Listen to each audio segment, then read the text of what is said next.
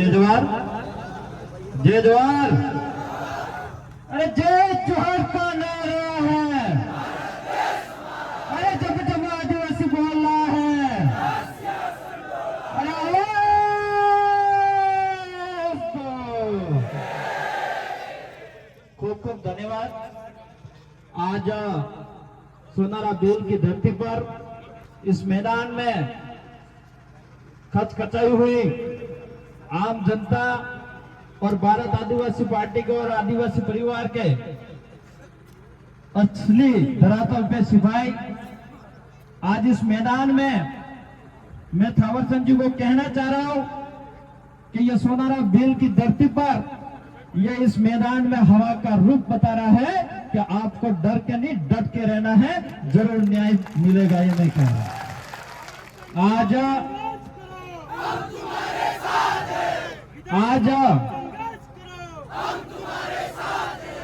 आज यहाँ पे कई वक्त आए, कई बोले, कई कलेक्टर की बुराई करी तो कई नेताओं की बुराई करी।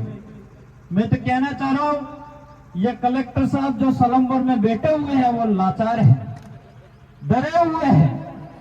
वो पर्ची के जो सरकार बनी है उसके कहीं न कहीं आप जो समझ सकते हो ये मैं बोलना चाह रहा हूं। आज जो राजस्थान के अंदर और केंद्र के अंदर जो सरकार बैठी है वो ये कहते हैं कि डबल इंजन है। मैं तो ये कह रहा हूं ये डबल इंजन भी नहीं है, क्योंकि आज तक ये कह रहे डबल इंजन की गाड़ी चलती है, लेकिन आज तक कोई डबल इंजन की गाड़ी नहीं बनी है। तो इसलिए आपको कलेक्टर साहब को भी मैं कहना चाह रहा हूं आपको भी डरने की जरूरत नहीं है, क्योंकि जब आप आईएएस बने थे, जब आप अधिकारी पोस्ट आपके पास आई थी, उस समय आपने शपथ ली थी, भारत के संविधान की ली थी, आम जनता को न्याय दिलाने के लिए दी थी और नियम नीति निष्ठा की आपने शपथ ली थी।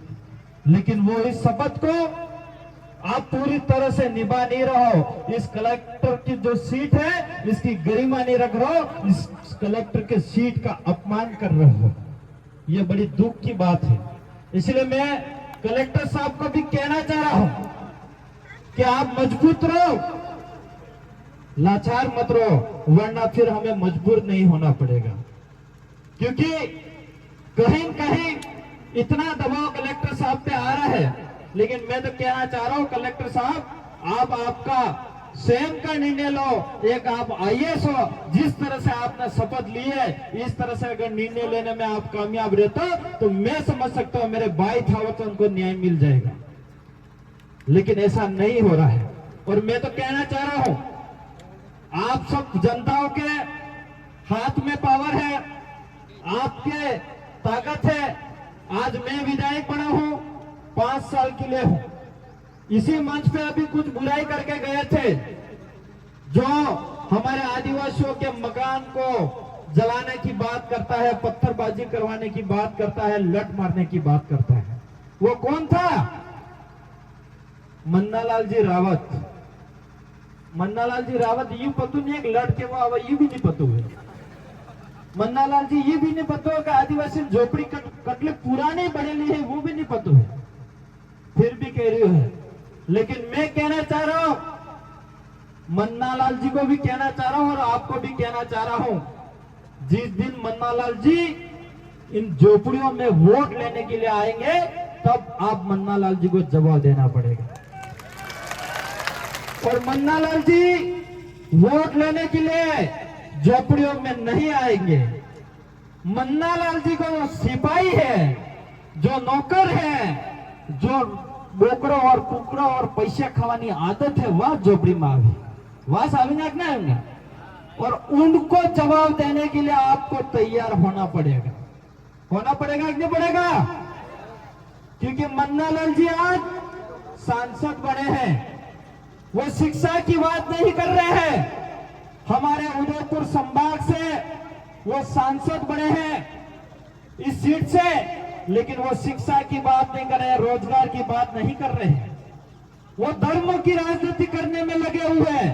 हमारे आदिवासियों के वोट पे जीत के वहां पे जा रहा है सांसद बन के दिल्ली में, और हमारी झोपड़ियां जलाने की बात करता है, लत मारने का काम करता है। ऐसे नेताओं को सबक सिखाना पड़ेगा कि नहीं पड़ेगा? वो कौन सिखाएगा? और नेताओं की 5 साल में एक बार परीक्षा होती है। कितने?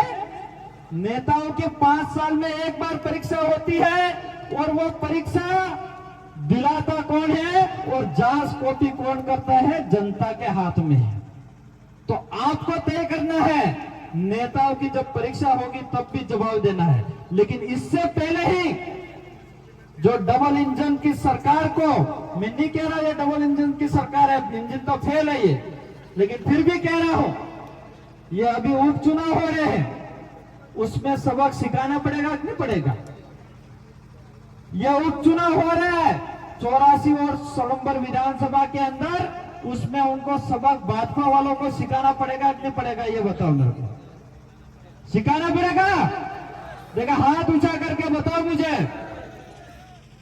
जरूर मुझे विश्वास और भरोसा और उम्मीद है कि जिस तरह से आपने हाथ खड़े करे हैं, पूरी ताकत से मेहनत करना और इतना रगड़ा साफ करना है, इतना रगड़ा साफ करना है कि दरिया इस यहाँ पे सोलंबर विधानसभा 84 के अंदर तो जमानत जब्त तो होने वाली ही है, लेकिन सोलंबर विधानसभा के अंदर भी कांग्रेस बीजेपी की जमानत जब्त हो जानी चाहिए। ऐसी तैयारी आपको करनी होगी।